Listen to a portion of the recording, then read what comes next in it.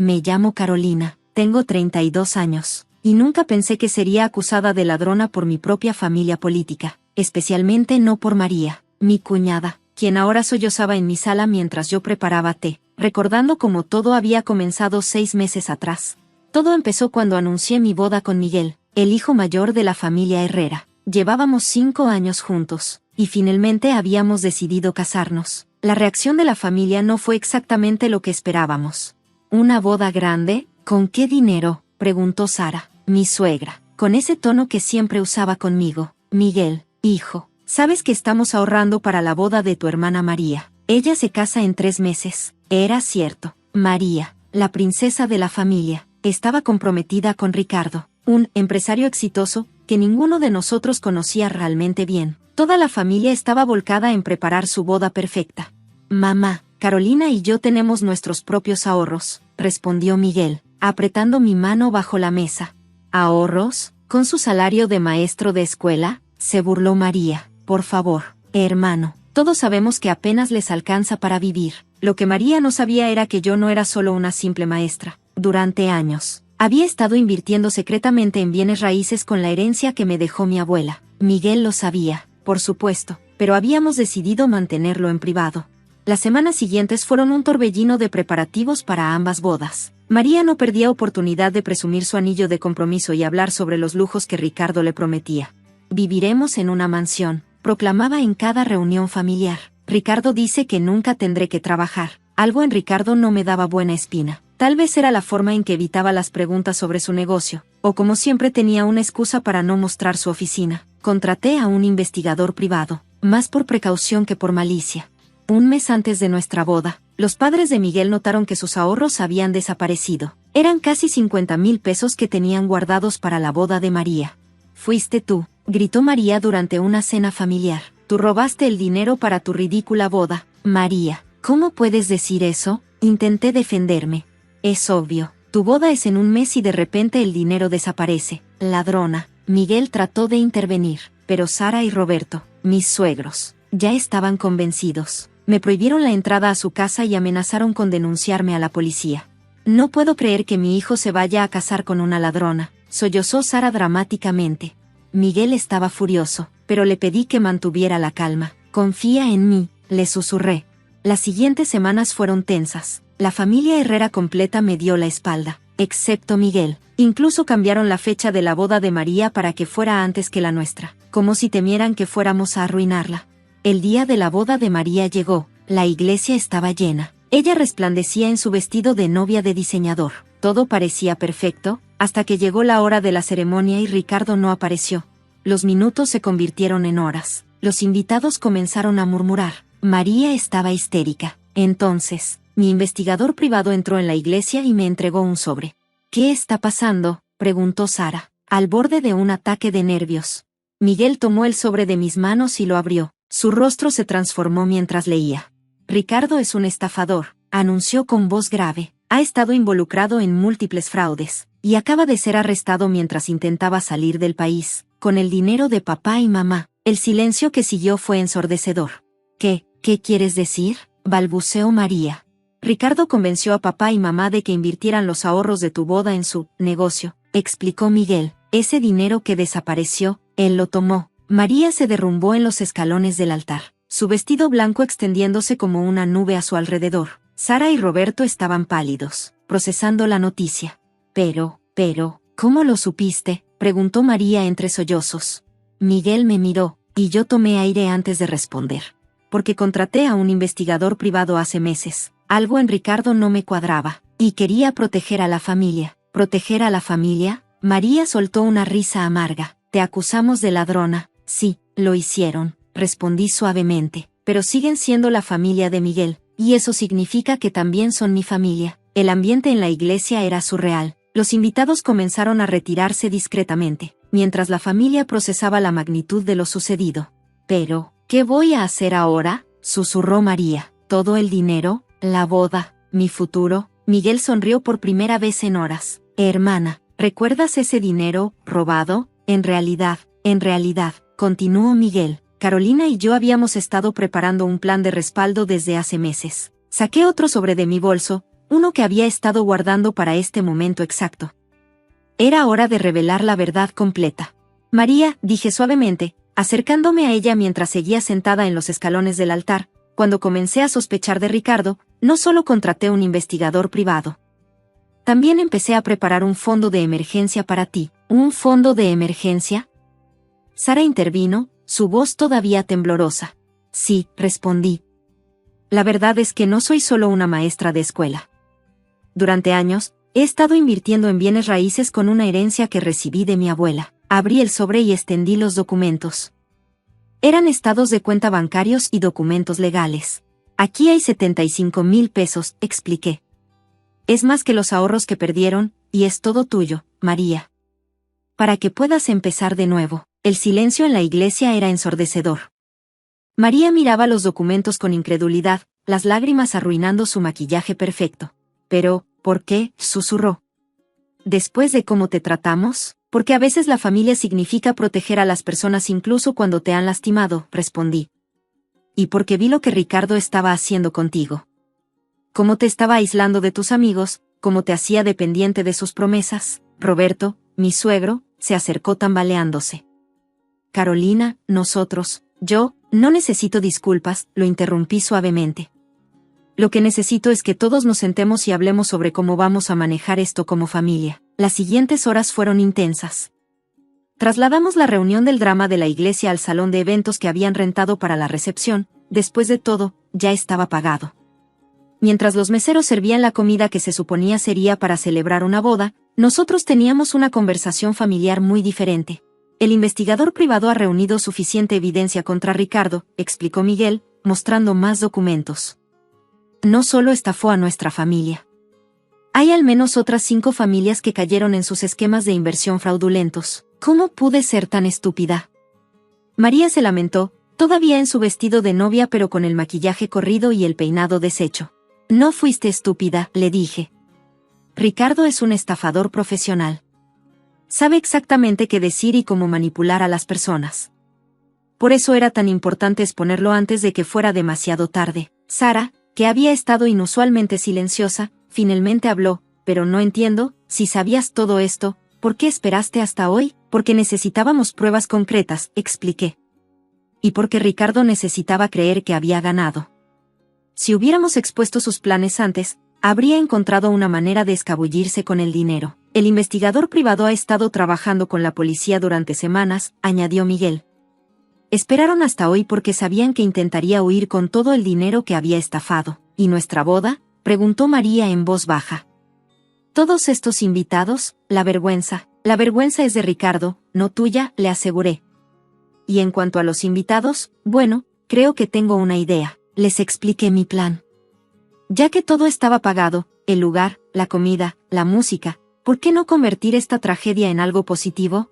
Podríamos hacer una fiesta de agradecimiento, sugerí. Para todos los que vinieron a apoyarte hoy. Mostrarles que aunque las cosas no salieron como se planearon, nuestra familia es más fuerte por ello. María me miró con nuevos ojos.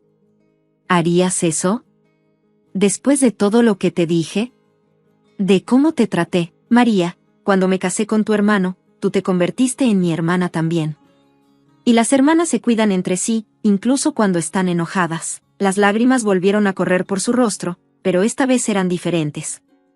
Se levantó de su silla y, para sorpresa de todos, me abrazó. Lo siento, susurró. Lo siento tanto. Lo sé, respondí, devolviéndole el abrazo.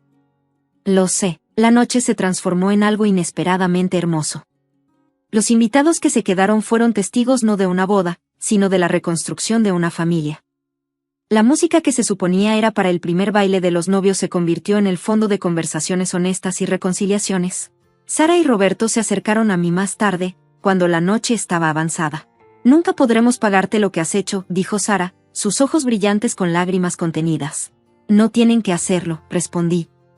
Pero hay algo que pueden hacer por mí. Lo que sea, respondió Roberto inmediatamente. Vengan a nuestra boda el próximo mes. Y esta vez, vengan como familia real, no solo por obligación. Los meses siguientes fueron de transformación. María usó parte del dinero que le di para empezar una pequeña empresa de planificación de eventos, ironía del destino, supongo. Resulta que tenía un talento natural para ello, especialmente después de su propia experiencia. Ricardo fue arrestado y procesado. El dinero que había estafado a otras familias fue recuperado en su mayoría, gracias a la evidencia recopilada por el investigador privado. Los Herrera recuperaron sus ahorros, aunque insistieron en que María conservara el fondo que le había dado. «Es tu red de seguridad», le dije cuando trató de devolvérmelo. «Úsalo sabiamente». Nuestra boda, un mes después, fue muy diferente a lo que cualquiera hubiera esperado. María fue mi dama de honor, trabajando incansablemente para hacer cada detalle perfecto. Sara me ayudó a elegir mi vestido, esta vez con lágrimas de alegría real en sus ojos. Durante la recepción, María tomó el micrófono para dar su discurso. Hace un mes, estaba parada en un altar diferente, creyendo que sabía todo sobre el amor y la familia. Estaba equivocada. Carolina me enseñó que el verdadero amor familiar no se trata de mantener las apariencias o de grandes gestos vacíos. Se trata de proteger a los que amas, incluso cuando te han lastimado. De ver el peligro que otros no pueden ver y actuar para prevenirlo. Mi cuñada no es la ladrona que una vez la acusé de ser. Es la persona que salvó a nuestra familia, no solo de un estafador, sino de nosotros mismos y de nuestros prejuicios. Hoy, 2 años después, nuestra familia es más fuerte que nunca. María ha convertido su empresa de planificación de eventos en un negocio exitoso, especializándose en ayudar a novias que han pasado por situaciones similares a la suya. Sara y Roberto han aprendido a ver más allá de las apariencias y a valorar la lealtad verdadera por encima de las pretensiones. Y yo, bueno, yo tengo la familia que siempre quise.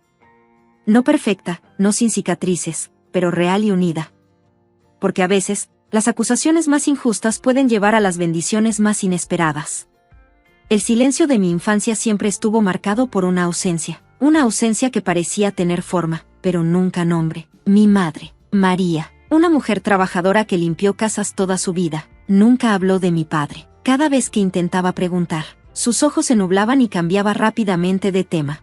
Crecí en un pequeño apartamento en las afueras de la ciudad, con paredes delgadas que dejaban escuchar cada suspiro, cada preocupación. Nuestra vida era una lucha constante. Mientras mis compañeros de escuela presumían de vacaciones y regalos caros, nosotras sobrevivíamos con lo mínimo. Mi madre trabajaba turnos interminables. A veces la veía llegar a casa con los pies hinchados, sus manos ásperas por los químicos de limpieza, pero nunca la escuché quejarse. «Esto es por nuestro futuro», decía siempre. Estudié con becas, trabajé medio tiempo desde los 16 años. Cada centavo era importante. Mi sueño era ser abogada, no para volverme rica, sino para ayudar a personas como mi madre que no tenían voz en el sistema. Todo cambió un mes después de graduarme de la universidad. Un sobre Manila llegó por correo certificado. Lo abrí con las manos temblorosas. Era un documento de un bufete de abogados prestigioso. «Señorita Elena Ramírez», comenzaba la carta. «Hemos sido contratados para localizarla en relación con una herencia de su padre biológico, Carlos Mendoza, fundador de Mendoza Corporaciones». Mi mundo se detuvo. Carlos Mendoza, un nombre que sonaba a poder, a dinero, a todo lo que nunca tuvimos. La carta indicaba que necesitaba presentarme en su oficina con documentos de identidad para verificar mi identidad. Esa noche, confronté a mi madre. «¿Por qué nunca me dijiste quién era mi padre?». María se quedó quieta. Sus manos temblaban mientras preparaba té. Su silencio era más revelador que cualquier palabra. «Él nos abandonó», dijo finalmente, cuando supo que estaba embarazada. «Desapareció», dijo que arruinaría su carrera. Descubrí después que Carlos Mendoza era más que un empresario. Era un magnate que había construido un imperio inmobiliario desde cero. Sus edificios dominaban el horizonte de la ciudad. Sus inversiones se extendían por todo el país. Y yo era su hija. Cuando llegué a las oficinas centrales de Mendoza Corporaciones, un edificio de cristal de 30 pisos en el centro financiero, la realidad de mi origen me golpeó. La secretaria, una mujer elegante de unos 40 años, me miró como si fuera un fantasma. Sus ojos recorrieron mi ropa sencilla, mi bolso de segunda mano, mi determinación. «Señorita Ramírez», dijo, «el señor Mendoza lo está esperando». La sala de espera de Carlos Mendoza era un reflejo de su poder. Paredes forradas de roble oscuro, cuadros de paisajes europeos carísimos, y una vista panorámica que abarcaba media ciudad. Cada detalle gritaba riqueza y éxito. Cuando me hicieron pasar a su oficina, lo primero que noté fue su mirada. No era una mirada de padre que encuentra a su hija perdida, sino de un empresario evaluando una potencial amenaza. Carlos Mendoza era un hombre de unos 55 años, impecablemente vestido en un traje que probablemente costaba más que mi salario de un año. Su cabello entrecano estaba perfectamente peinado, y sus manos, a diferencia de las de mi madre, no mostraban ninguna señal de trabajo duro. Señorita Ramírez, dijo con un tono que mezclaba protocolo y distancia, supongo que tiene muchas preguntas. Antes de que pudiera responder, él deslizó un sobre grueso sobre el escritorio. Este es un acuerdo de confidencialidad y una compensación por los años de ausencia, explicó como si estuviera cerrando un simple contrato comercial. Mi primera reacción fue de rabia. Pensaba que podía comprar mi silencio, borrar 20 años de abandono con un simple sobre. No vine por dinero, respondí, mi voz sonando más firme de lo que me sentía. Su expresión cambió sutilmente. Por primera vez, algo parecido a la vulnerabilidad atravesó su rostro. Entonces, ¿qué quieres? La pregunta flotó en el aire, cargada de significado. No era una invitación genuina, sino un desafío. Lo que Carlos Mendoza no sabía era que yo había estudiado Derecho, y había algo en su historia que no cuadraba. Comenzaría investigando cada detalle de su imperio. Mi investigación comenzó de manera meticulosa. Cada noche, después de mi trabajo como abogada junior, dedicaba horas a desentrañar los secretos de Mendoza Corporaciones. Los archivos que había obtenido del bufete de abogados me dieron la primera pista. Carlos Mendoza no solo me había abandonado, había una red de mentiras mucho más compleja. Descubrí que mi madre, María, no era una simple trabajadora doméstica como me había hecho creer. Años atrás, había sido secretaria en la empresa de Carlos. Su despido no fue casual, como siempre me contó, sino parte de una estrategia calculada.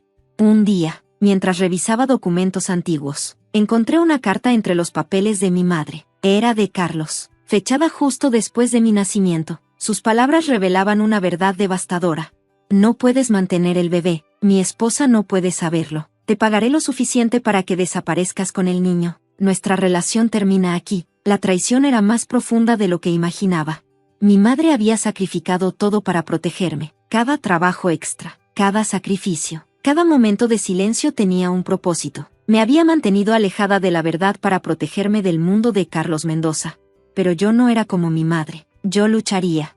Mi plan era simple pero efectivo. Utilizaría mi formación legal para exponer cada detalle sucio de su imperio. Comenzaría investigando sus contratos inmobiliarios, buscando irregularidades. Y no tardé en encontrarlas. Mendoza Corporaciones había estado involucrada en varios proyectos de construcción usando métodos cuestionables, desplazamientos ilegales de comunidades indígenas, sobornos a funcionarios municipales, evasión fiscal sistemática. Cada documento era una pieza de un rompecabezas más grande. Mi estrategia no era la venganza, era la justicia. Mi investigación reveló conexiones más oscuras en el imperio de Mendoza. Los proyectos inmobiliarios no solo incluían irregularidades administrativas, sino una red compleja de corrupción que involucraba a políticos de alto nivel. Conseguí documentos confidenciales que probaban cómo Carlos Mendoza había estado comprando terrenos en zonas protegidas, utilizando testaferros y sobornando funcionarios gubernamentales. Cada archivo era una bomba lista para estallar. Mi madre, cuando se lo conté, me miró con una mezcla de orgullo y temor. Ten cuidado, me advirtió, estos hombres no perdonan. Pero yo estaba decidida. Preparé una estrategia legal meticulosa, contacté con periodistas de investigación, compilé evidencias, y establecí un plan para exponer públicamente todas las irregularidades. El primer golpe vendría durante la próxima Asamblea de Accionistas de Mendoza Corporaciones. La noche anterior a la Asamblea de Accionistas, revisé meticulosamente cada documento. Mi estrategia requería precisión quirúrgica. No solo quería exponer la corrupción de mi padre, sino desmantelar sistemáticamente su imperio. Mendoza Corporaciones no era simplemente una empresa inmobiliaria, era un monstruo construido sobre décadas de manipulación, sobornos y traiciones. Cada proyecto, cada inversión, tenía una historia oscura que nadie se había atrevido a contar. Mi madre me esperaba en casa cuando llegué. Sus ojos, cansados pero orgullosos, me observaban mientras preparaba café. ¿Estás segura de lo que vas a hacer?, preguntó. Su pregunta no era de miedo, sino de comprensión profunda. Ella conocía el precio de desafiar a los poderosos. Lo había pagado toda su vida. Estoy más que segura, respondí. Los documentos que había recopilado eran explosivos. Revelaban una red de corrupción que se extendía más allá de Mendoza Corporaciones. Incluían comprobantes de sobornos a funcionarios municipales, contratos irregulares en zonas protegidas, desplazamientos ilegales de comunidades indígenas, evasión sistemática de impuestos, conexiones con políticos corruptos. Mi plan era presentar estas pruebas durante la asamblea de accionistas, transmitir la información a periodistas de investigación y activar una investigación legal simultánea. Carlos Mendoza jamás imaginó que su propia hija sería quien lo destruiría. La mañana de la asamblea de accionistas llegó con una tensión palpable. Vestida con un traje sastre negro, entré al imponente auditorio de Mendoza Corporaciones. Mis manos sostenían una carpeta que contenía años de investigación meticulosa. Carlos Mendoza ocupaba su lugar habitual en la mesa principal, rodeado de ejecutivos que lo miraban con una mezcla de temor y respeto. No tenía idea de lo que estaba por suceder.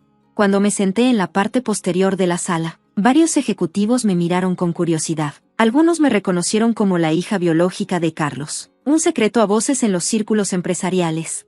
El abogado de la corporación comenzó su informe financiero rutinario. Números, gráficos, proyecciones que pintaban un panorama de éxito y crecimiento. Mentiras perfectamente elaboradas. Pedí la palabra. El silencio se hizo absoluto cuando me levanté. Carlos Mendoza me miró, por primera vez, con un destello de miedo en sus ojos. Señores accionistas, comencé. Tengo pruebas documentales de una red de corrupción sistemática que ha sostenido este imperio durante décadas. Las siguientes 2 horas fueron una demolición meticulosa del imperio de mi padre. Documento tras documento, revela cada irregularidad, cada soborno, cada estrategia ilegal que habían utilizado para construir su fortuna. Los periodistas, previamente contactados, grababan cada palabra. Las cámaras comenzaron a aparecer. El escándalo estaba servido. Carlos intentó interrumpirme, pero ya era demasiado tarde. La verdad había salido a la luz.